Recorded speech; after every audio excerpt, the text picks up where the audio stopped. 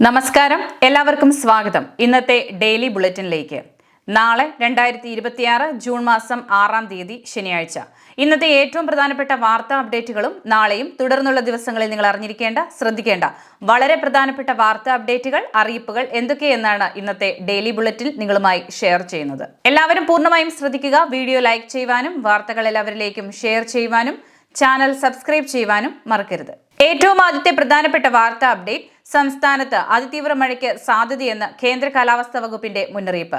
കാലവർഷം എത്തിയതോടെ സംസ്ഥാനത്തിന്റെ വിവിധയിടങ്ങളിൽ ഇന്നും വ്യാപക മഴയാണ് ലഭിച്ചത്. നാളെ 5 ജില്ലകളിൽ റെഡ് അലേർട്ട് പ്രഖ്യാപിച്ചു. മലപ്പുറം, കോഴിക്കോട്, വയനാട്, കണ്ണൂർ, കാസർഗോഡ് ജില്ലകളിലാണ് റെഡ് അലേർട്ട്. ഇന്ന് 8 ജില്ലകളിൽ ഓറഞ്ച് അലേർട്ടാണ്.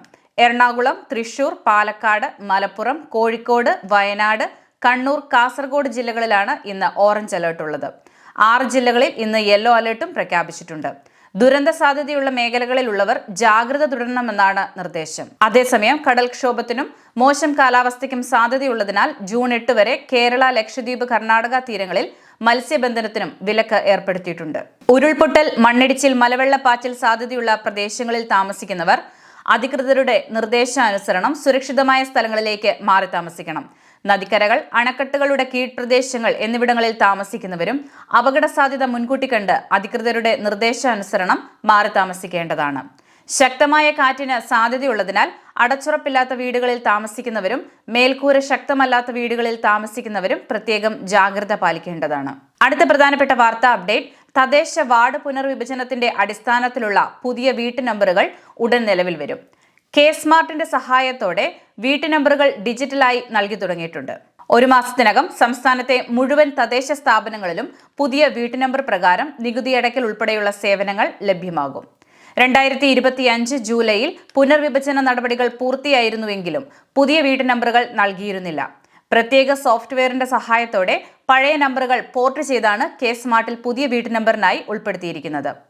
പരീക്ഷണാടിസ്ഥാനത്തിൽ ചില പഞ്ചായത്തുകളിലെ മുഴുവൻ വാർഡുകളിലും പുതിയ വീട്ടു നമ്പർ ഡിജിറ്റലായി അനുവദിച്ചിരുന്നു.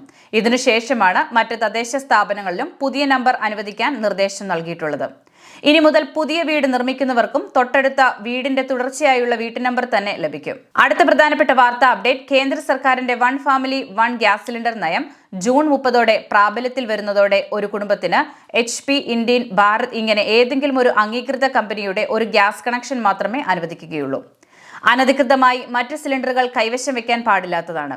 സിറ്റി ഗ്യാസ് പദ്ധതി വഴി പൈപ്പ് ലൈൻ ഗ്യാസ് സൗകര്യം എത്തിയ പ്രദേശങ്ങളിലുള്ളവർ നിർബന്ധമായും ആ പുതിയ കണക്ഷനിലേക്ക് മാറേണ്ടതുണ്ട്.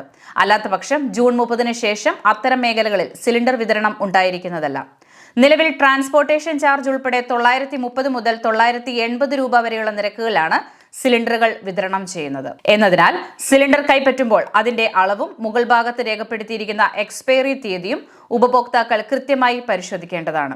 ഇതോടൊപ്പം പ്രധാനമന്ത്രി ഉജ്ജ്വല യോജന വഴി കണക്ഷൻ എടുക്കുകയും eKYC മസ്റ്ററിംഗ് പൂർത്തിയാക്കുകയും ചെയ്ത BPL, AAY റേഷൻ കാർഡുകളിലെ 18 വയസ്സിന് മുകളിൽ പ്രായമുള്ള വനിതാ ഗുണഭോക്താക്കൾക്ക് പ്രതിവർഷം പരമാവധി 9 സിലിണ്ടറുകൾക്ക് വരെ 300 രൂപ വീതം സബ്സിഡി ബാങ്ക് അക്കൗണ്ട് വഴി ലഭ്യമാകും.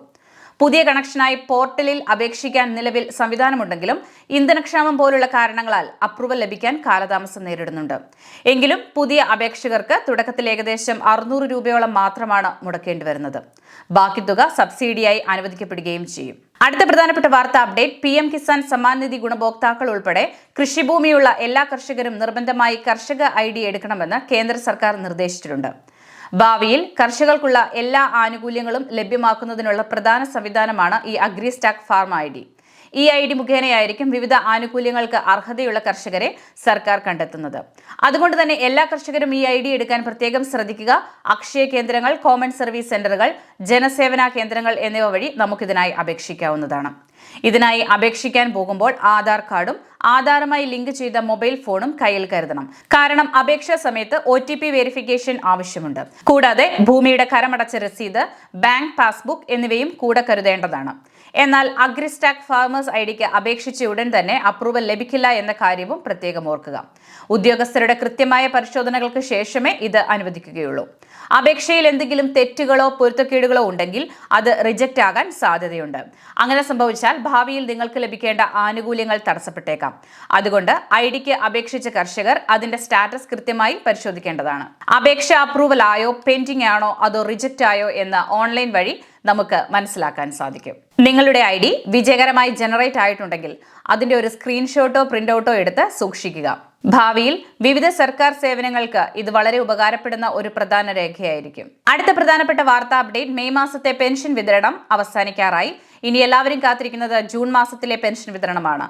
മെയ് മാസത്തിൽ നമുക്ക് ലഭിച്ചത് 2000 രൂപയാണ്. എന്നാൽ ഈ ജൂൺ മാസം ഒരുപക്ഷെ അങ്ങനെയാവില്ല. ഭരണം മാറിയ പശ്ചാത്തലത്തിൽ മുഖ്യമന്ത്രിയും ധനമന്ത്രിയുമായ VD സതീശനാണ് ഇത്തവണത്തെ സമ്പൂർണ്ണ ബജറ്റ് അവതരിപ്പിക്കുന്നത്. ജൂൺ 19-ാം തീയതിയാണ് സംസ്ഥാന ബജറ്റ് അവതരിപ്പിക്കുന്നത്. ഈ പദ്ധതിയുമായി ബന്ധപ്പെട്ട പുതിയ ചില പ്രഖ്യാപനങ്ങളും സുപ്രധാന പരിഷ്കാരങ്ങളും ഈ ബജറ്റിൽ ഉണ്ടായേക്കുമെന്നാണ് റിപ്പോർട്ടുകൾ സൂചിപ്പിക്കുന്നത്. ക്ഷേമ പെൻഷൻ 3000 രൂപയാക്കി ഉയർത്തുമെന്ന പ്രഖ്യാപനത്തിന്റെ ആദ്യഘട്ടമെന്ന നിലയിൽ 100 രൂപയുടെയോ അല്ലെങ്കിൽ 200 രൂപയുടെയോ വർധനവ് ഈ ബജറ്റിൽ നമുക്ക് പ്രതീക്ഷിക്കാം. അതുമല്ലെങ്കിൽ തുക ഒറ്റയടിക്ക് 3000 രൂപയാക്കി ഉയർത്താനുള്ള സാധ്യതയും കാണുന്നുണ്ട്. ജൂൺ 19-ലെ ബജറ്റ് പ്രഖ്യാപനത്തിന് ശേഷം ജൂൺ 23-ന് കടമെടുപ്പുണ്ട്. ഏതായാലും 20-നും 25-നും ഇടയിലാവും ജൂണിലെ പെൻഷൻ വിതരണ ഉത്തരവ് പുറത്തുവരിക. അതിനുശേഷം എല്ലാ മാസങ്ങളിലും വിതരണം ചെയ്യുന്നത് പോലെ മാസത്തിന്റെ അവസാന ആഴ്ചയിലാവും തുക ട്രാൻസ്ഫർ ചെയ്ത് ബാങ്ക് അക്കൗണ്ടുകൾ വഴിയും അതുപോലെ സഹകരണ സംഘം ഉദ്യോഗസ്ഥർ വീട്ടിലെത്തിയുള്ള വിതരണവും ഉണ്ടാവും. ഇനി അതോടൊപ്പം തന്നെ എല്ലാവരും കാത്തിരിക്കുന്ന ഒന്നാണ് സ്ത്രീ സുരക്ഷാ പെൻഷൻ. ഈ പദ്ധതിയുടെ 2 ഗഡുക്കൾ കുടിശ്ശികയായിരിക്കുകയാണ്. ഏപ്രിൽ മാസത്തിൽ ഇലക്ഷൻ പശ്ചാത്തലമായിരുന്നതിനാലാണ് ആനുകൂല്യ വിതരണം നടക്കാതിരുന്നത്. ഒപ്പം മെയ് മാസത്തെ ധനസഹായവും ഇതുവരെ വിതരണം ചെയ്തിട്ടില്ല.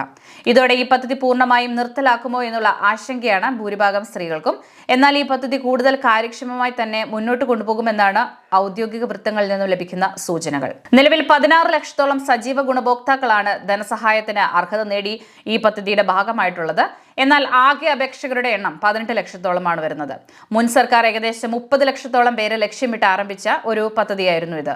ഇതിൽ ആവശ്യമായ മാറ്റങ്ങളും പുതിയ പരിഷ്കാരങ്ങളും വരുത്തിയായിരിക്കും പുതിയ സർക്കാർ ഇത് നടപ്പിലാക്കുക. ഒരുപാട് ബുദ്ധിമുട്ടുകൾ സഹിച്ചാണ് സാധാരണക്കാരായ ആളുകൾ ഈ പദ്ധതിയിലേക്ക് അപേക്ഷകൾ സമർപ്പിച്ചിട്ടുള്ളത്. അതുകൊണ്ട് തന്നെ ജനങ്ങൾക്ക് ഇത്രയധികം പ്രയോജനപ്പെടുന്ന ഇത്തരം ക്ഷേമ പദ്ധതികൾ ഉറപ്പായും തുടരുമെന്ന് തന്നെയാണ് പുതിയ സർക്കാരും വ്യക്തമാക്കിയിട്ടുള്ളത്. കുടിശ്ശികയായ തുകയുടെ വിതരണവുമായി ബന്ധപ്പെട്ട ഔദ്യോഗിക അറിയിപ്പ് ബജറ്റിന് മുൻപ് തന്നെ ഉണ്ടായേക്കുമെന്നാണ് ഇപ്പോൾ ലഭിക്കുന്ന വിവരം. ഏറ്റവും അവസാനമായി സംസ്ഥാനത്ത് സ്വർണ്ണവില പരിശോധിച്ചാൽ തുടർച്ചയായ 2-ാം ദിനവും സ്വർണ്ണവിലയിൽ ഇടിവ് രേഖപ്പെടുത്തി. ഇന്ന് 2026 ജൂൺ 5 വെള്ളിയാഴ്ച 22 കാരറ്റ് സ്വർണത്തിന് ഗ്രാമിന് 35 രൂപ കുറഞ്ഞ് 14,275 രൂപയും പവന് 280 രൂപ കുറഞ്ഞ് 1,14,200 രൂപയുമാണ് ആയിട്ടുള്ളത്.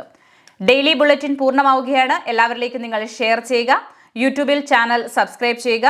ഫേസ്ബുക്കിലും ഇൻസ്റ്റഗ്രാമിലും ഫോളോ ചെയ്യുക.